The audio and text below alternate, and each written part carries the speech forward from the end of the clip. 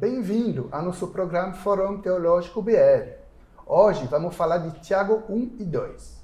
O livro de Tiago, no Novo Testamento, é uma verdadeira mina de ouro para qualquer cristão que gostaria de ser mais maduro em sua fé. É claramente um dos livros mais populares do Novo Testamento para muitos cristãos.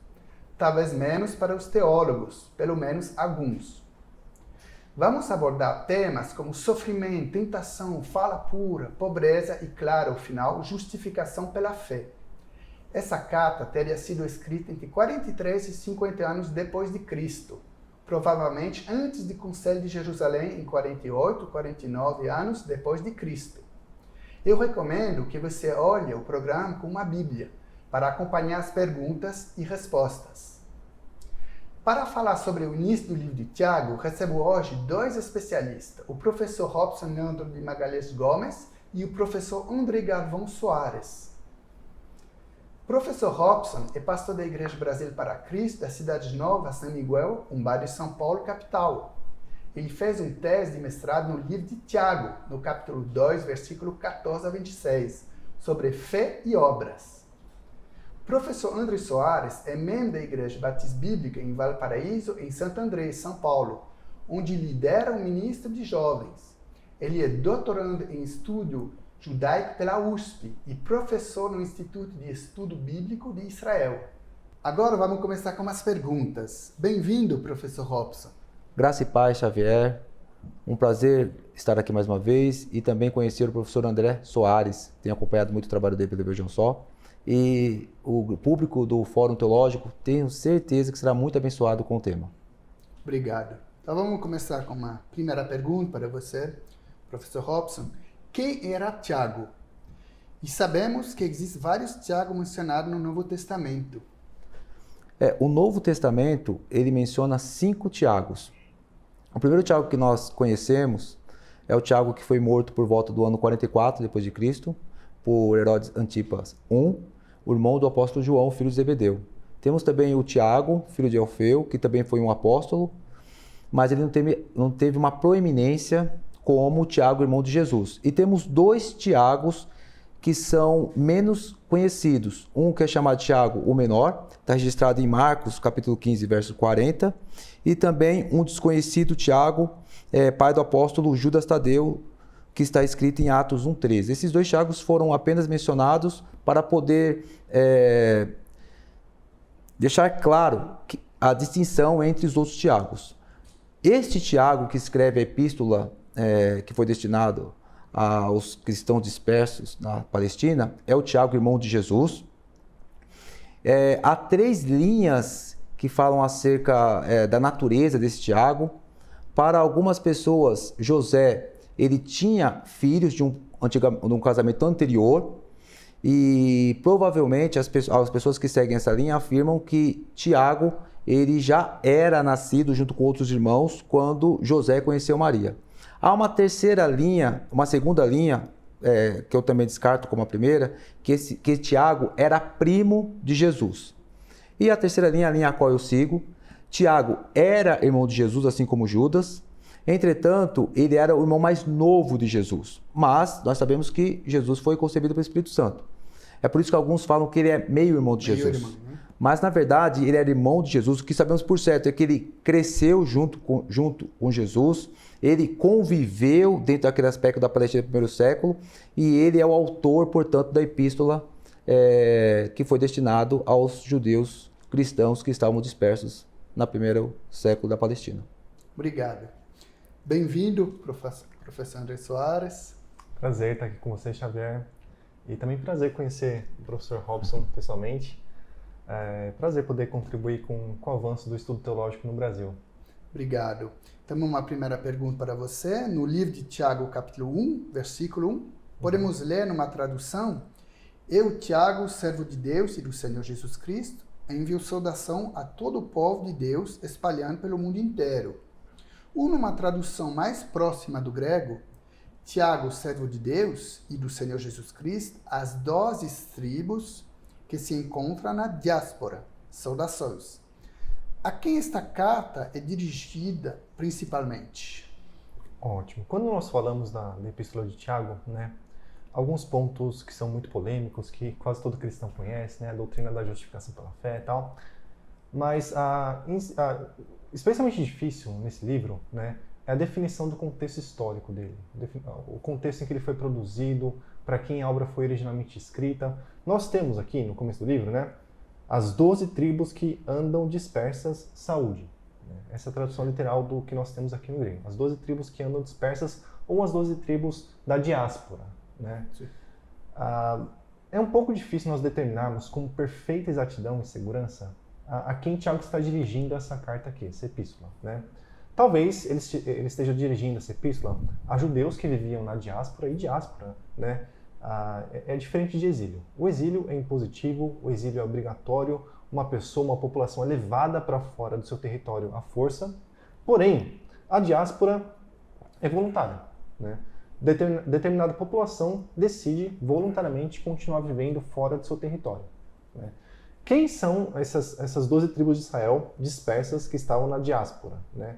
Podem ser judeus que estavam dispersos pelas regiões do mundo, mas talvez, e isso talvez seja um pouco mais provável, talvez Tiago esteja se referindo aqui não a judeus, mas a cristãos, a Igreja de Jesus Cristo. Muito cedo na história da fé cristã, na história do cristianismo, os cristãos foram identificados com o Israel de Deus. Tá?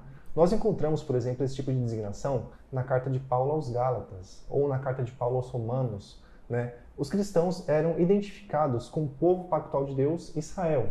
Né? Então, Paulo, por exemplo, em Romanos, chega a dizer que o verdadeiro judeu é aquele que o é no coração, e não exteriormente. Não é aquele judeu que tem o sangue de Abraão, Isaac e Jacó correndo nas suas veias, sim, é aquele que tem a mesma fé do patriarca Abraão, a fé no Messias Jesus. Né? Então, talvez Tiago esteja dirigindo essa epístola, né, a cristãos que estavam espalhados pelo mundo. Então, talvez essas 12 tribos que estavam na dispersão, que estavam na diáspora, eram cristãos. Talvez essa segunda hipótese seja mais provável do que... Judeu-cristão. Não exatamente judeus de sangue também. Né? Podem ser simplesmente cristãos. Cristãos não de origem judaica, exatamente. Né? Entendo. Nós temos então essas duas possibilidades. Duas possibilidades. Ok.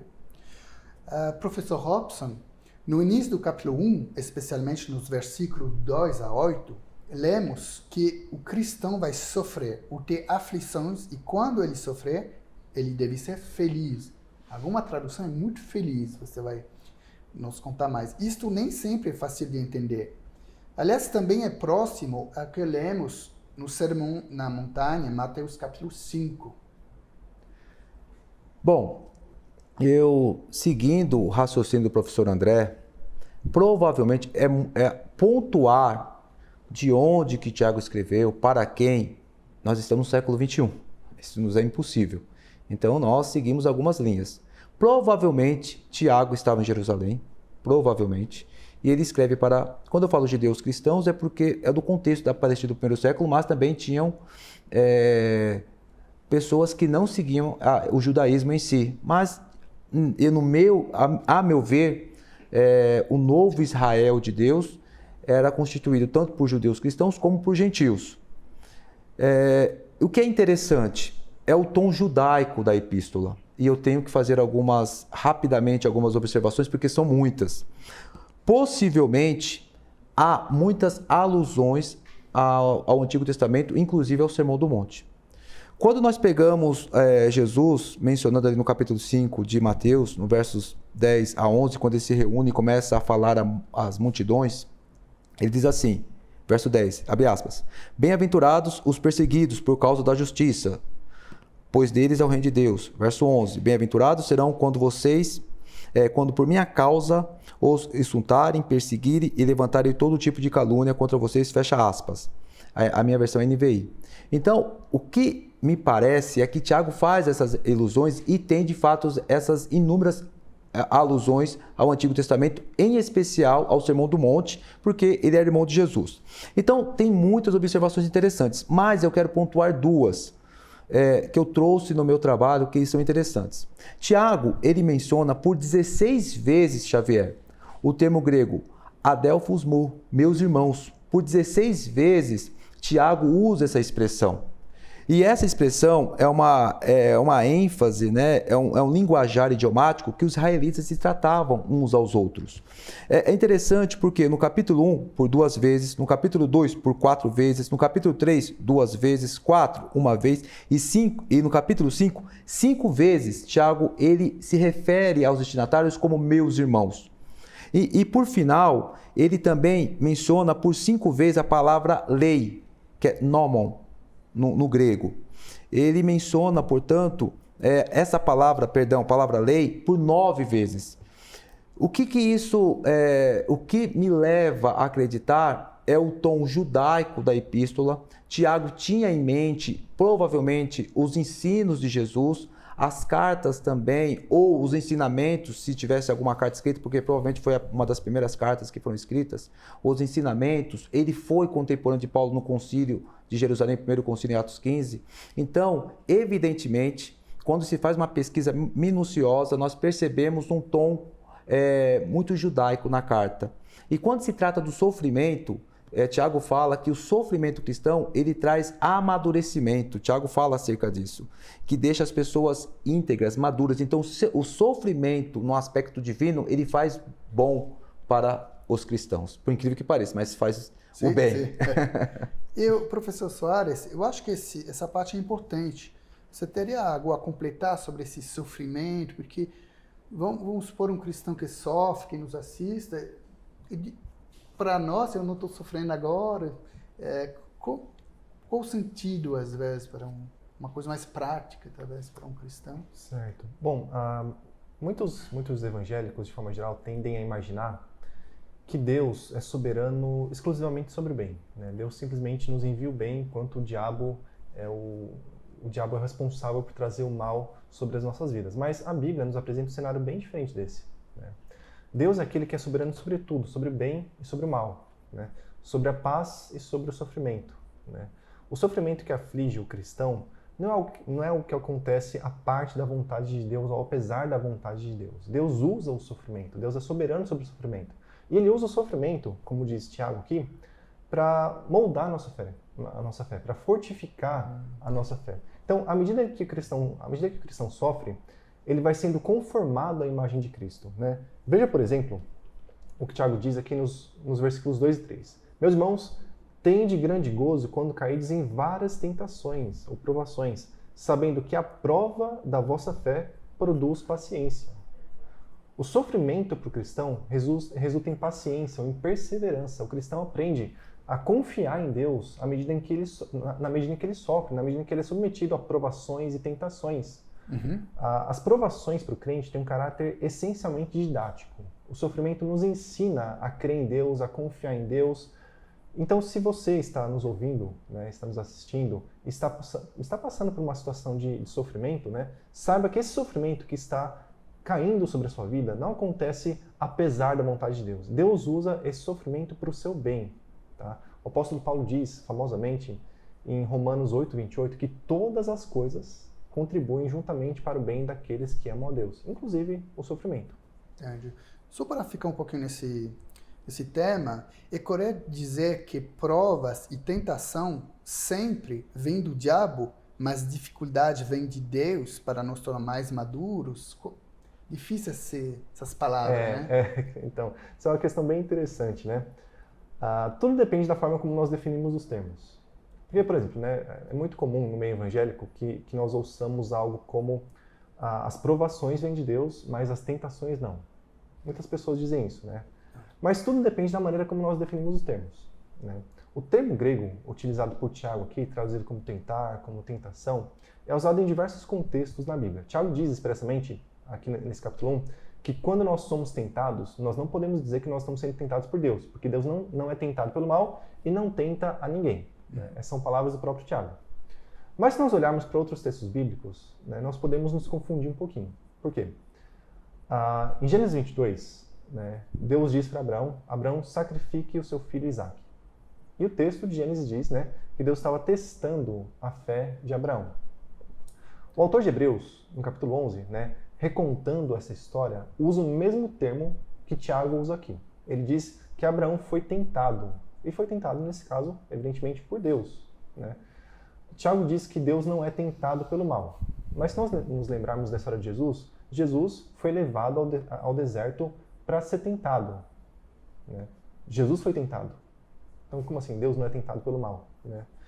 E Deus não tenta ninguém. Mas Jesus, no capítulo 6 do Evangelho de João, tentou Filipe, por assim dizer. O texto grego utiliza o mesmo termo, traduzido por tentação, tentar aqui. Jesus tentou Filipe e disse para ele: onde será que nós vamos encontrar tantos pães para alimentar essa multidão?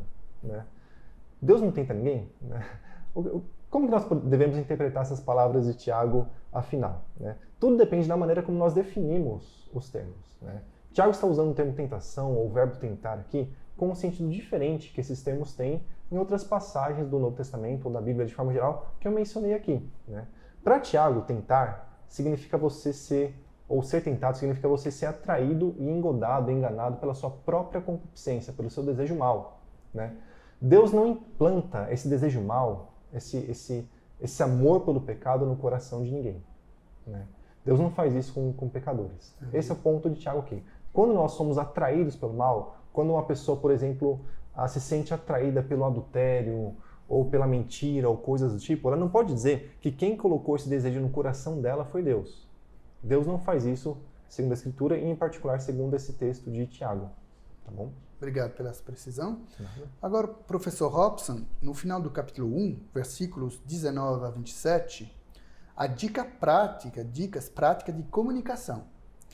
Aqui eu tenho uma pergunta prática. Às vezes, nós cristãos podemos ficar chocados com decisão política. Por exemplo, em algum país da Europa, o aborto é permitido após 3 meses de gravidez, em casos especiais. Para a maioria de nós, isso é chocante.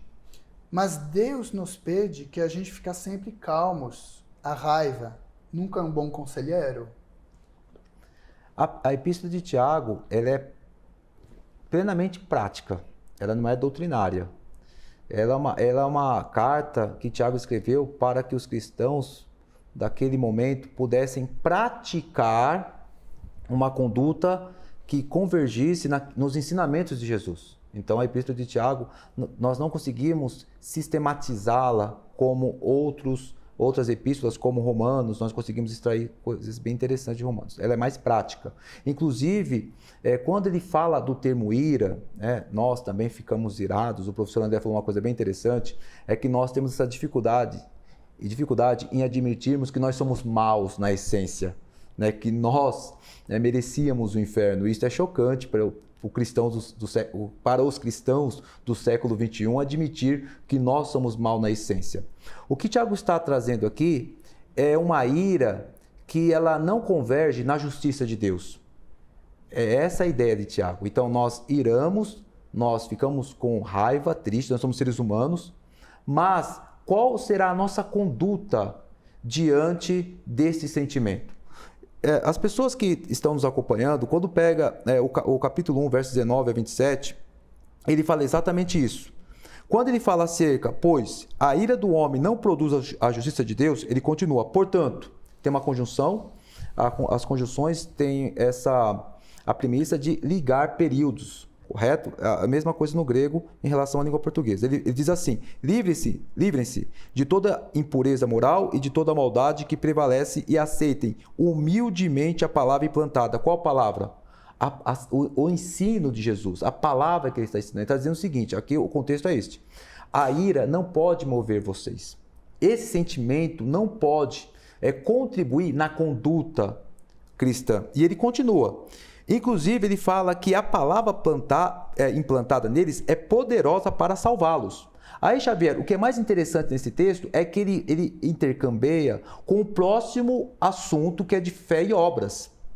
Porque ele fala acerca de uma religião pura, uma religião que de fato converge naquilo que Deus quer para nós. E ele diz dessa forma, aquele que ouve a palavra, nos versos finais, mas não se põe em prática, ó a praticidade aqui da epístola, é semelhante a um homem que olha a sua face no espelho e depois de olhar para si mesmo, sai e logo esquece a sua aparência. Mas o homem que observa atentamente a lei perfeita, olha falando acerca do nômon, da lei, que traz a liberdade e preserva na prática dessa lei, não esquecendo o que ouviu, mas praticando-a, será feliz naquilo que fizer, fecha aspas, semelhante ao que Jesus falou no capítulo 7, versos 21 em diante, acerca da pessoa que ouve a palavra e guarda a palavra, que constrói a casa numa rocha. Olha a similaridade. Depois ele finaliza dizendo para as pessoas refrear a língua e praticar a justiça. Qual que é a justiça? Cuidar dos órfãos e das viúvas. Um ensinamento que Moisés coloca no Pentateuco, e que é interessante, que eu estava lendo hoje em Malaquias, no capítulo 3, verso 5, novamente o profeta fala acerca do abandono das pessoas mais vulneráveis, das pessoas que necessitam de ajuda. Então, quando o Tiago fala acerca desse sentimento, Xavier, de ira, é que esse sentimento de ira, ele não promove a justiça. Pelo contrário, ele é um confronto do caminho correto do Senhor. Ele não é justificado perante Deus. Mas a pessoa que refreia a ira, ela pratica as boas ações geradas pela fé. Obrigado. Professor André Soares, agora vamos abordar um tema um pouquinho mais polêmico, especialmente no século XXI, né? No Brasil capitalista, né? Tiago fala da pobreza e igualdade de tratamento em várias passagens desses 2 capítulos. Por exemplo, nos versículos 9 a 11, 27 do capítulo 1, e especialmente nos versículos 1 a 3 do capítulo 2, há um tipo de crítica à riqueza, porque nos afasta claramente da mensagem de Jesus, como na parábola do semeador. Muitas pessoas ricas estão mais interessadas nos prazeres do mundo, não é? E talvez para completar, mas por outro lado, a situação é mais complexa do que simplesmente dizer os pobres serão salvos e os ricos não. É preciso pensar também no contexto histórico da época, que você já mencionou. Sim, com certeza. Essa é uma questão bem interessante e importante para os nossos dias, né? Nós, de forma geral, aqui no Ocidente, estamos acostumados com uma vida fácil, uma vida de classe média, em muitos casos, né? Nós não temos muita preocupação com o que nós vamos comer amanhã. Nós temos por certo que a nossa refeição de amanhã está garantida. Nós temos uma vida relativamente tranquila quando nós a comparamos com a vida que as pessoas levavam no passado e em outros momentos da história, né? Isso nos leva muitas vezes a imaginar que todas as pessoas têm a mesma condição que nós. Então nós simplesmente ignoramos o pobre, o necessitado, essas pessoas que não têm o que comer, essas pessoas que não sabem se no dia seguinte vão ter alimento, essas pessoas que não têm o que vestir, não têm onde morar. E nós adotamos um estilo de vida no Ocidente, de forma geral, que é um estilo de vida bem oposto ao Evangelho de Jesus Cristo, né? Nós preferimos gastar o nosso dinheiro que nós conquistamos com o nosso trabalho, muitas vezes de forma honesta, com coisas fúteis, com coisas que não têm valor, a ajudar ou amparar um necessitado que está ao nosso lado, muitas vezes. Em muitas congregações nós temos pessoas ricas, abastadas e pessoas muito pobres. Só que em muitas ocasiões essas pessoas ricas simplesmente não se importam com o pobre, né? Elas preferem gastar com coisas luxuosas, comprar um carrão e coisas do tipo, enquanto o seu irmão não tem o que comer ao seu lado, né? Essas pessoas que agem dessa maneira estão agindo assim em detrimento do Evangelho de Jesus Cristo, né? Nós temos que amar o próximo. O nosso amor pelo próximo se demonstra de uma forma bem prática, né? Essa epístola de Tiago é uma epístola muito prática mesmo, né? No Novo Testamento nós não temos em nenhum outro lugar tantos imperativos num só livro quanto nós temos aqui nessa epístola de Tiago. É uma epístola realmente muito prática que nos dá conselhos sobre como nós devemos viver no mundo, o que nós devemos fazer e o que nós não devemos fazer. E para Tiago, o que nós devemos fazer é amparar o necessitado. Nós temos que cuidar das pessoas carentes, sobretudo das pessoas da nossa comunidade cristã. Nós temos a obrigação de cuidar delas. E quando nós fazemos vista grossa, quando nós fingimos que essas pessoas não existem, nós estamos desonrando o nome do nosso Senhor Jesus Cristo. Jesus é o Deus eterno, o Deus verdadeiro.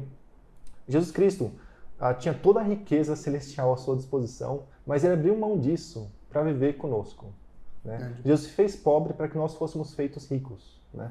Nós devemos então seguir o exemplo do nosso Senhor Jesus Cristo, que é o que Tiago nos orienta a fazer nessa sua carta tão preciosa, né? Obrigado. Talvez você pode completar na próxima pergunta sobre fé e obra, que vai ser também uma... Com certeza. Talvez parte mais importante do programa. Mas antes de abordar esse final do capítulo 2, professor Robson, eu quero ficar ainda nessa parte. Você quer completar? O início do capítulo 2 também fala em respeitar também aqueles que estão à margem da sociedade. Você falou dos pobres, mas também pode ser pessoa com deficiência. E esse lado de sermão de Tiago, será que ele ainda é bem aceito em 2022, no Brasil e no mundo, no Ocidente?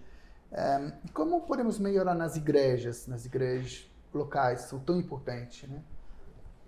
O professor André, ele abordou assim de uma forma tão clara acerca da nossa inobservância nesses aspectos. Eu apenas quero completar em trazer uma reflexão para as pessoas que estão nos acompanhando. Nós precisamos entender que nós somos filhos do século XXI, dessa era pós-moderna, como alguns assim denominam. Eu sigo essa linha, enfim. Na época de Jesus existia um paganismo e hoje existe o neopaganismo. São coisas completamente diferentes. Jesus ele nasceu no mundo plural. Existia uma pluralidade cultural na época de Jesus. Gregos, romanos, judeus, enfim, outros povos, enfim.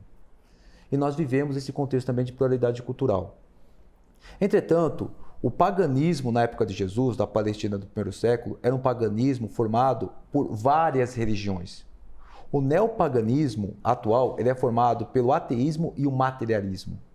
Nós sempre tratamos com dicotomia algumas questões que eu quero abordar mais à frente, mas uma delas é a teologia social. Então, o que nós precisamos entender? Que nós somos materialistas, todos nós, nós somos assim, porque nós somos filhos do século XXI, Xavier. Nós temos essa dificuldade em, às vezes, enxergar com mais empatia as pessoas mais vulneráveis. Olha só o que Deus deixou no Antigo Testamento, o quarteto vulnerável: viúvas, órfãos, estrangeiros e pobres. E o que Tiago está fazendo? Tiago está reavivando isto. Olha, nós não podemos deixar essas pessoas mais vulneráveis afastadas. Por que isso, Xavier? E eu quero completar com o capítulo 5. Porque naquele meio em que Tiago escreveu, havia sim cristãos com condições melhores. No capítulo 5, ele fala acerca desses cristãos ricos. Inclusive, Tiago, ele fala algumas coisas bem interessantes. No verso 3 do capítulo 5, ele traz uma linguagem de juízo, Xavier, contra esses cristãos ricos que abandonaram os mais vulneráveis. No verso 3, ele traz uma linguagem de juízo. No verso 4, ele afirma que esses cristãos agiam de forma fraudulenta. No verso 5, Tiago afirma que esses cristãos condenavam e matavam inocentes. Olha a linguagem pastoral exortativa de Tiago. Portanto, o que Tiago está afirmando? Que os cristãos ricos, no seu contexto, não praticavam uma fé viva. Eles haviam abandonado os cristãos mais pobres. Ou seja, pessoas que tinham condições de ajudar, mas negligenciavam deliberadamente. É uma lição para nós, evidentemente. Sim, também você vai completar depois, porque agora vamos entrar nessa fase mais importante, eu acredito, né? Polêmico também, vamos ver por quê. Então, professor André Soares, vou fazer a pergunta. Nesse versículo 14 a 26 do capítulo 2, a gente fala sobre fé e obras, sobre fé e ações, depende da tradução, né? Você pode resumir, nos ler alguns versículos dessa parte que é tão importante para o cristianismo e que também é a fonte de grandes divisões entre católico romano e protestante evangélico. Por exemplo, Martinho Lutero não gostou muito e chamou Tiago de epístola de palha. Por outro lado, John Wesley, que fundou a Igreja Metodista, como todo mundo sabe, se baseou mais em Tiago, especialmente em sua luta contra os pobres. John Wesley é do século XVIII, né? Anglicano, que depois fundou a Igreja Metodista. E só quero reforçar uma coisa, ele também ajudou a fundar o Exército da Salvação, que talvez é a instituição mundial que ajuda mais os pobres, né? Isso é importante lembrar no mundo. Tem orçamento só nos Estados Unidos, acho de 4 bilhões de dólares. Na Suíça, que eu sou suíço, também ajuda muito. Uhum. Então, esse lado de Tiago sobre a pobreza. Mas, de novo, o contexto histórico é importante. Pode falar bastante sobre esse aspecto. Né? Essa talvez seja a questão mais polêmica dessa epístola, né? Será que Tiago está se opondo ao apóstolo Paulo? Bom, Tiago é um livro canônico, um livro inspirado por Deus, e a palavra de Deus, sendo inspirada por ele, né, é isenta de falhas, de erros e de contradições. Então não há contradições na Bíblia. Né? Quando nós temos a impressão de que há contradições, isso se deve ao fato de que nós não estamos compreendendo corretamente o texto bíblico. Tiago não está contradizendo o apóstolo Paulo aqui. Né? Tiago está contradizendo um entendimento errôneo do ensino do apóstolo Paulo. Havia pessoas que entendiam de forma equivocada aquele ensino bem característico de Paulo a respeito da graça de Deus. Né? Paulo se alentava muito à doutrina da graça de Deus em oposição às obras. Nós somos justificados, segundo o apóstolo Paulo, apenas pela fé, apenas por meio da fé. Né? Nós não somos justificados com base em nossas obras, com base naquilo que nós fazemos, com base na nossa performance, com base no cumprimento da lei de Deus. Porque, se esse fosse o caso, ninguém seria justificado. Né? Nós somos justificados exclusivamente com base na nossa fé, com base na nossa confiança em Jesus Cristo, que cumpriu a lei de Deus por nós. Mas Tiago aqui não está contradizendo Paulo. Tiago está contradizendo um entendimento errado que as pessoas costumavam fazer do ensino de Paulo. E o próprio Paulo menciona que havia pessoas que entendiam de forma equivocada a sua doutrina. Vamos ver, por exemplo, Romanos 3, versículo 8. Nesse versículo, Paulo deixa claro que havia pessoas que diziam coisas bem equivocadas a respeito do seu ensino. Né? Romanos 3,8. E por que não dizemos, como somos blasfemados e como alguns dizem que dizemos, façamos males para que venham bens. A condenação desses é justa. Já que Paulo salientava tanto a doutrina da graça de Deus e a justificação livre de Deus, algumas pessoas entendiam o seguinte, olha, o que Paulo está ensinando é que não importa o que você faz. Basta que você tenha fé em Jesus Cristo e depois não importa como você vive. Você pode pecar à vontade. Aliás, se você quer obter o bem de Deus, você deve pecar ainda mais. Porque onde o pecado abunda, a graça superabunda. Então, algumas pessoas entendiam dessa forma o ensino paulino a respeito da justificação pela fé, a respeito da graça de Deus. Né? E Tiago está aqui reagindo a essas pessoas que entendiam dessa maneira a mensagem do apóstolo Paulo. Né? Então, Tiago diz, aqui no capítulo 2, o seguinte, meus irmãos, versículo 14, né? Que aproveita se alguém disser que tem fé e não tiver as obras? Porventura, a fé pode salvá-lo? E se o irmão ou irmã estiverem nus e tiverem falta de mantimento cotidiano, e algum de vós lhes disser, ide em paz, aquentai-vos e fartai-vos, e lhes não derdes as coisas necessárias para o corpo, que proveito virá daí? Assim também a fé, se não tiver as obras, é morta em si mesma. Tá? Tiago não está dizendo, nesse texto, não dirá na sequência, né, que nós somos justificados diante do tribunal divino pela nossa observância perfeita das obras da lei. Né?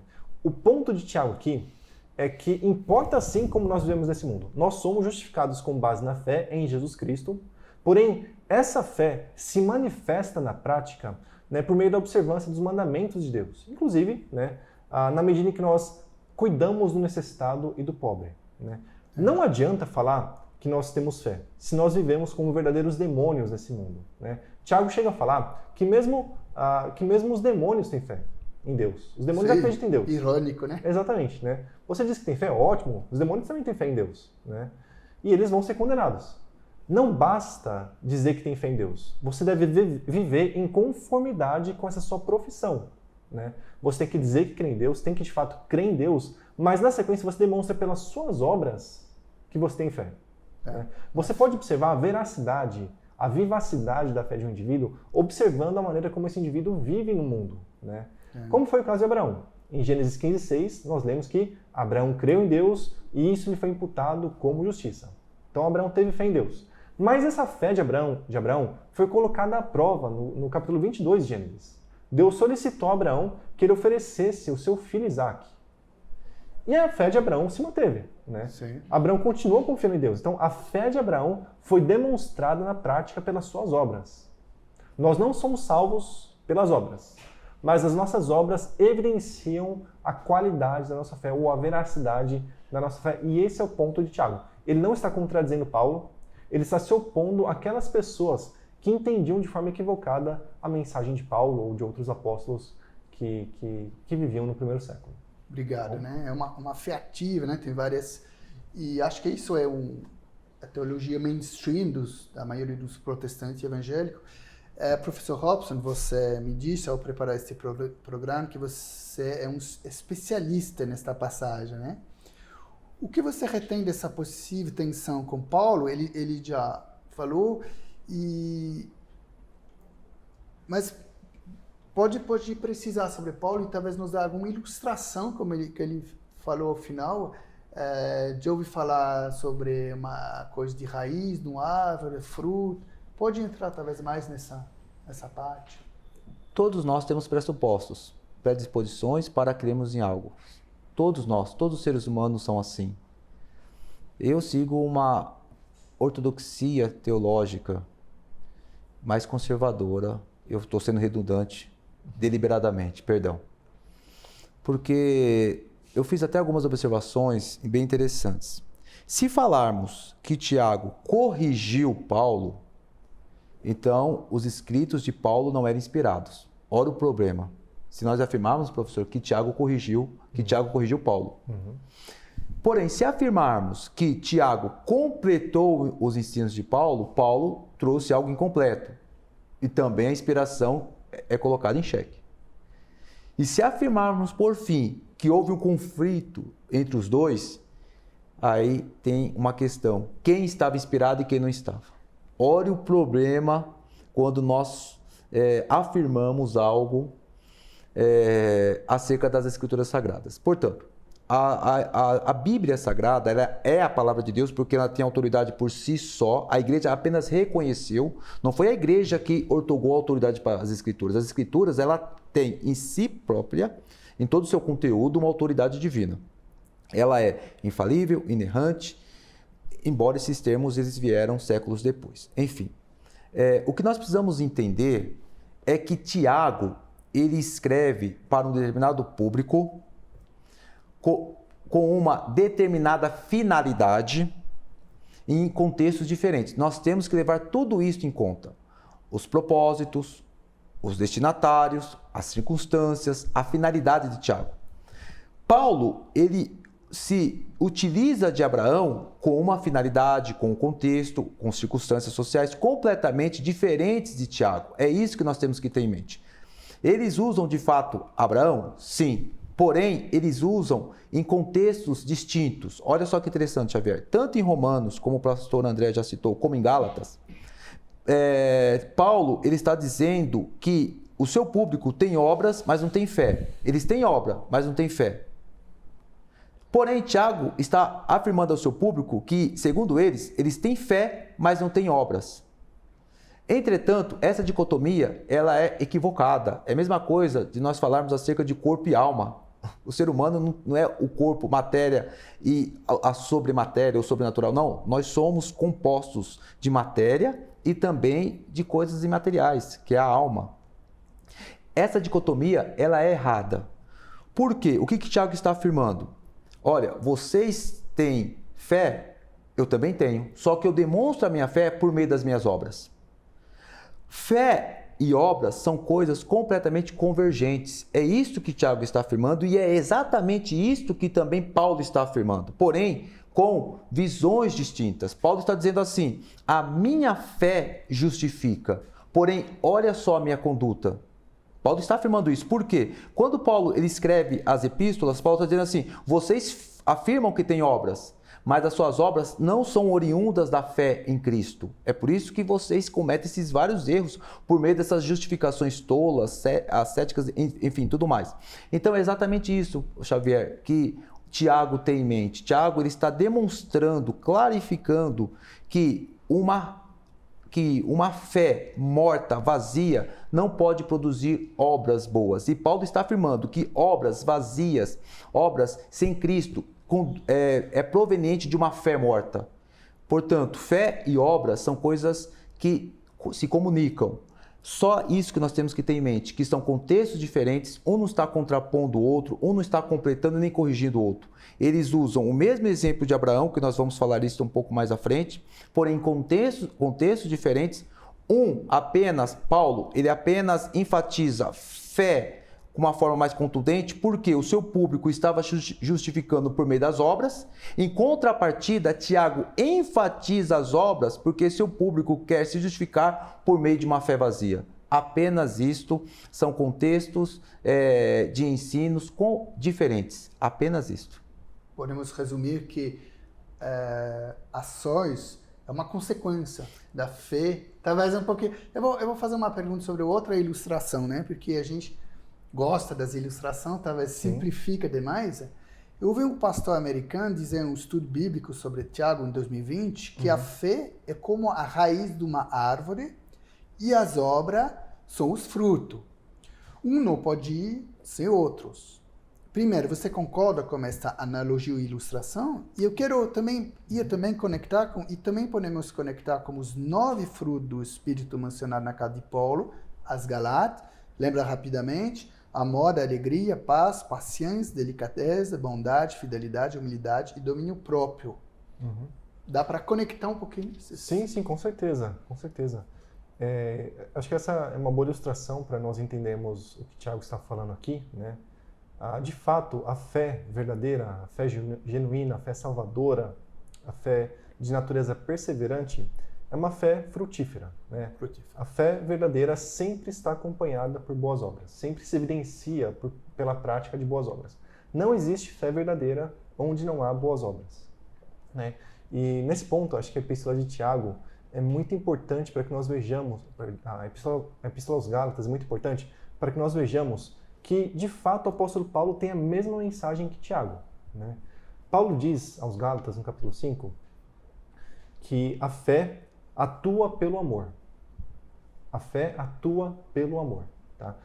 A fé que o apóstolo Paulo pregava não era uma fé meramente teórica, uma fé etérea, uma fé que pertencia ao campo das ideias, uma fé que consistia basicamente em um indivíduo confessar crença na existência de Deus. Não é esse tipo de fé, né? A fé que o apóstolo Paulo pregava era uma fé bastante prática, era uma fé que atuava pelo amor. E o amor aqui não é exatamente o amor por Deus, é o amor pelo próximo, é o amor que o cristão demonstra pelo seu irmão, no cuidado, na assistência, no aconselhamento, na preocupação, etc., né?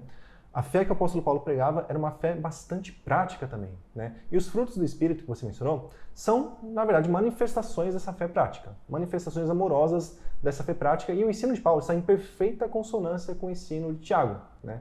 Esses dois grandes líderes da igreja primitiva não tinham mensagens diferentes. Esses dois líderes estavam em perfeita harmonia, anunciando o mesmo evangelho, a mesma fé, fé que atua pelo amor, fé que resulta na prática de boas obras, tá bom? Legal. A gente fez o primeiro show sobre o apóstolo Paulo, então pode assistir, show número 1. Agora, para terminar sobre esse capítulo 2, por que Tiago cita Abraão e Raba ao final do capítulo 2? Talvez mais o porquê e por que não o outro, né? Davi, você pode... Sim. Xavier, percebe como que nós estamos de uma forma bastante gradativa, chegando a uma conclusão bastante clara do livro de Tiago. Por que eu estou dizendo isso? Porque as pessoas, via de regras, por causa dos seus pressupostos, elas querem enxergar um conflito onde ele não existe, entre Paulo e Tiago. Isso não existe. É legal porque quando nós olhamos para o professor André, ele evidentemente vai ratificar acerca dessa linguagem que eles usavam, que era diatribe, essa retórica. Tiago usa muito isso na epístola, é muito interessante. Ele usa o pronome ti e tis, ora como interrogativo, ora como indefinido.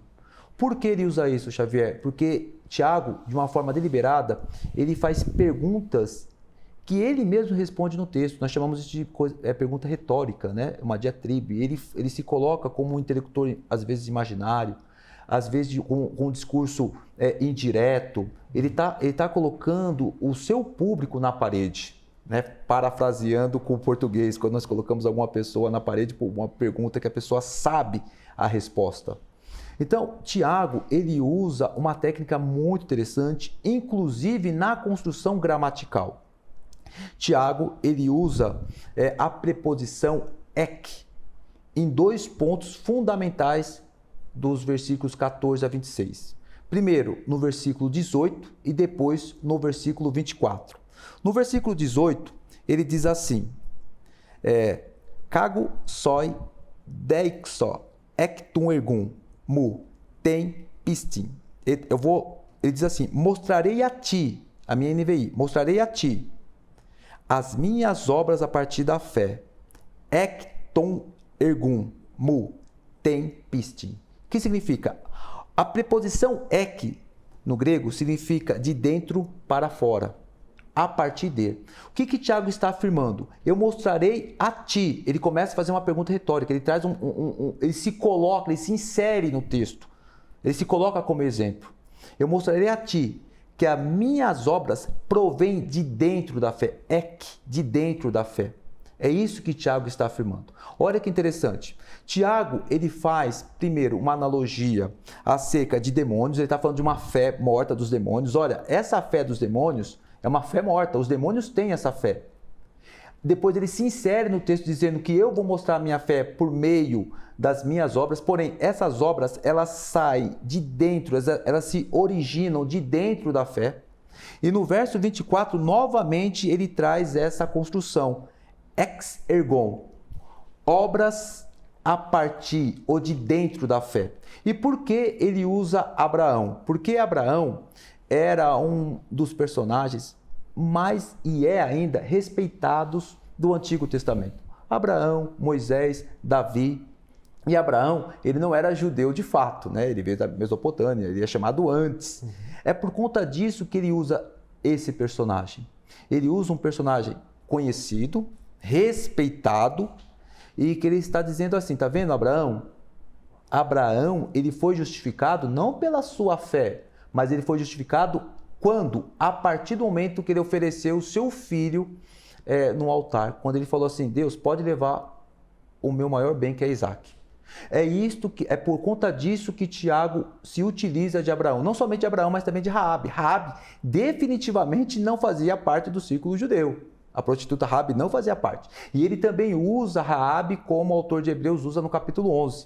Esses dois personagens, eles demonstram que a fé, ela deve ser acompanhada por boas obras. Na construção gramatical, ek tum ergum. Ou seja, tirar de dentro da fé boas obras. Uma ação, né? Boas ações. Muitos verbos são ação. Agora, para terminar esse programa, professor André Soares, uma pergunta mais pessoal. Primeiro, você gosta do livro de Tiago? Ou é um livro que você acha talvez um pouco complexo demais, comparado com a teologia de Paulo? Acho que você explicou bem isso. E pode fazer um resumo desses 2 capítulos que a gente falou primeiro 50 minutos? Com certeza. Eu amo o livro de Tiago, né? E, assim, na prática, nós costumamos dizer com muita paixão que toda a Bíblia é inspirada por Deus. Mas na prática, às vezes, nós consideramos alguns livros mais inspirados do que outros, né? É como se nós tivéssemos um cânon dentro do cânon. Nós gostamos muito de Romanos, usamos Romanos o tempo inteiro, usamos Gênesis o tempo inteiro, e alguns livros da Bíblia são relegados a um papel secundário. O Tiago é um desses livros, né? É muito difícil nós ouvirmos um sermão sobre o Tiago, né? Especialmente sobre Tiago 2, que é um capítulo tão polêmico, né? Qual foi a última vez que você ouviu um sermão sobre Tiago 2, você que está nos ouvindo, né? É bem raro, né? Na prática, nós consideramos que certos livros são mais inspirados que outros, mas toda a Bíblia é igualmente inspirada. Toda a Bíblia foi produzida para a nossa edificação, inclusive essa epístola tão preciosa que é a epístola de Tiago, irmão do Senhor Jesus Cristo, né? Então, eu não corroboro a opinião de Martim Lutero quanto a esse livro, né? Como o próprio Xavier mencionou, o Lutero considerava essa uma epístola de palha, né? Porque ele não entendia muito bem o que Tiago queria dizer aqui no capítulo 2, né? Ele imaginava que Tiago estava negando a justificação exclusivamente pela fé. Sim. Ele imaginava que Tiago estava ensinando que nós éramos justificados diante de Deus pela prática perfeita de boas obras, né? E por isso ele relegou essa epístola a um papel secundário, né? Essa é chamada antilegômena de Lutero. Mas enfim, essa é uma outra também discussão. era o tema das indulgências da Igreja Católica, né? Da Idade Média. Então era um contexto histórico que sim. também ajudou sim. ele também. O lado bom de ser protestante é que nós não temos santos, né? Os grandes homens de Deus, as grandes mulheres de Deus da história pecaram, né? E Lutero, como qualquer ser humano, era um pecador, errava, errava na sua vida, no modo de viver, e também errava nas suas opiniões teológicas. Por mais que ele tenha sido um grande homem de Deus, ele estava errado quanto à sua opinião a respeito do livro de Tiago, né? Esse livro é inspirado por Deus, a igreja historicamente tem reconhecido que essa carta, de fato, foi inspirada por Deus, ela tem sido usada desde os primeiros séculos nas igrejas de Jesus Cristo. Então esse livro foi realmente inspirado por Deus e deve fazer parte do cânon sagrado e deve ser lido por nós com toda a reverência. Nós devemos extrair dele lições que vão nos impactar, lições que vão nos tornar mais semelhantes ao Senhor Jesus Cristo. Então, Obrigado. É uma carta muito preciosa mesmo. Obrigado. Espero que um dia você pode voltar para falar do capítulo 3 a 5, para fazer outro show sobre Tiago. Também o professor Robson, para terminar, não vou perguntar se você gosta do livro de Tiago, né? Você escreveu muita coisa, né? Pode falar um pouquinho sobre o seu trabalho, né? O livro de Tiago, eu fui convencido pelo Espírito Santo, vamos dizer assim, por causa do contexto pandêmico. Via de regra, a classe média ou alta discutiu bastante sobre álcool em gel, vacinas, máscaras, discussão a qual eu respeito demais, Xavier. Nós vivemos uma pluralidade cultural, numa democracia, nem tudo é ídolo, as pessoas têm opiniões, as pessoas são livres para poder pensar, nós devemos respeitar as pessoas, né? Entretanto, quando chegou a pandemia, pessoas perderam emprego, pessoas me procuravam e diziam assim: pastor, eu não tenho leite para poder dar para o meu filho. E isso mexe muito com qualquer pessoa que seja temente a Deus. Então eu resolvi escrever porque eu fui convencido pelo Espírito Santo, porque a teologia social, ela não pertence a A, B, direita, esquerda, progressismo, conservadorismo, não. A teologia social, ela pertence às Escrituras Sagradas. E nós somos justificados não a partir de fé somente, mas Tiago ensina que nós somos justificados a partir de obras, conforme o verso 24. Ele finaliza dizendo no verso 26 que a fé sem obras ela é morta.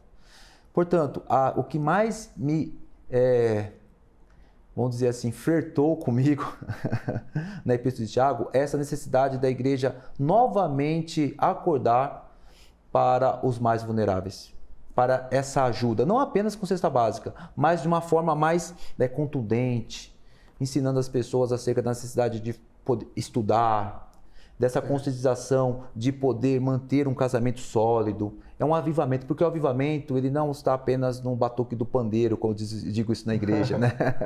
O avivamento ele deve ocorrer no aspecto individual, familiar, social, na igreja, no país e no mundo. Então, a Epístola de Tiago, por ser prática e viva, ela ensina isso à igreja do século XXI. Sim. Eu gosto muito de Romanos 12:2, sobre a transformação, né? A gente tem que ser transformada, né? Um cristão, você não é igual do... Xavier, vou falar sobre isso hoje à noite, né?